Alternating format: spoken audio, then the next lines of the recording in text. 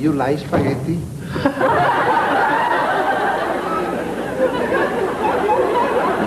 I love it. A la vongole or any way you like to serve it. I wonder, because Scottish lady can sing so beautiful. She must like spaghetti. While she's in Sydney, the social demands on Sutherland are constant, and most invitations are politely turned down through pressure of performance. However, she agrees to visit the steel city of Wollongong, just south of Sydney, and is shown around by the mayor. I think it's incredible what's happened here, because I mean, I really remember it as rather a dreary place. It was. 30 years ago, it was really good. Fantastic. It's really something. Australian Iron and Steel was established in 1928. We've got about 20, 25 major industries at any one of those. If it was in a country town, they'd be very, very pleased with it. The steelworks alone employ about 20,000 people. Captain Cook in 1770 or something thereabouts saw the Mount Camelot and he called it Hat Hill. We started as a university college of the University of New South Wales. Yes. And then in the beginning of 1974 we became autonomous, a university in our own right. The main reason for the visit is to take part in a seminar on opera for the Italian department of the new University of Wollongong. Perhaps the obvious question about language, or whether you think that the opera should be performed in the language of the composer or the language of the audience. I think that the majority of the big bel canto operas don't translate well into English, because, I mean, how can you go on saying sort of chaste diva or goddess, and how can Lucia go on wailing and going crazy, repeating Italian phrases which sound wonderful in Italian, but if you translate them into English, they sound ludicrous. When you're actually singing, do you relate more to the vocal line? Oh, I've been criticised very severely for relating far too much to the vocal line and not being sufficiently dramatic.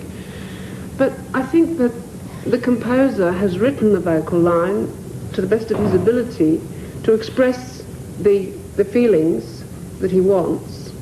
But I think that it is the sound of singing that the people that come to the opera want. If they want a great dramatic performance, they should go to a straight play, I think. Them's my sentiments, anyway.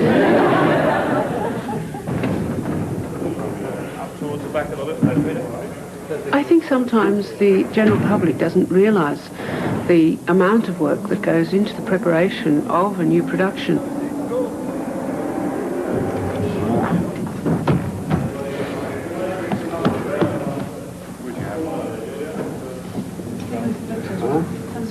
The preparation of the production is a real team effort.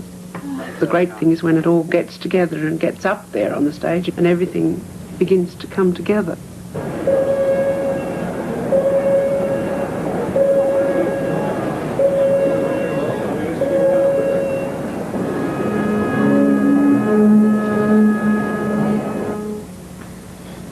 Your standby call, Mr. Bonning. Mr. Bonning, your standby call. Thank you.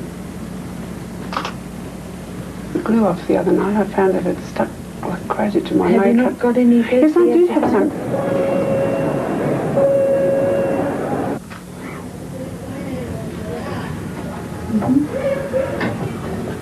Right? On the odd occasion when things really work, then it's an incredible feeling. It's like having drunk too much champagne when it's very high up in the world.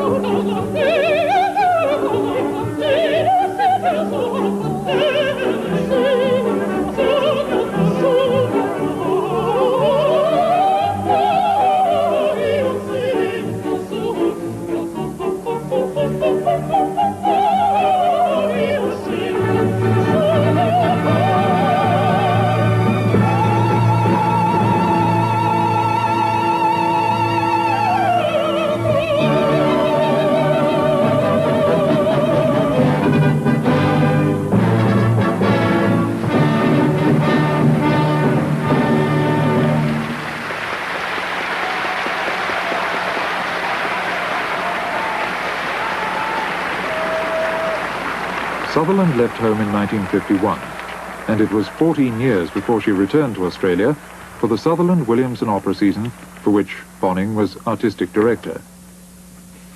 Audiences flocked to the Sutherland performances, in which she often sang with an unknown tenor called Luciano Pavarotti. The visit provided continuous fodder for the press,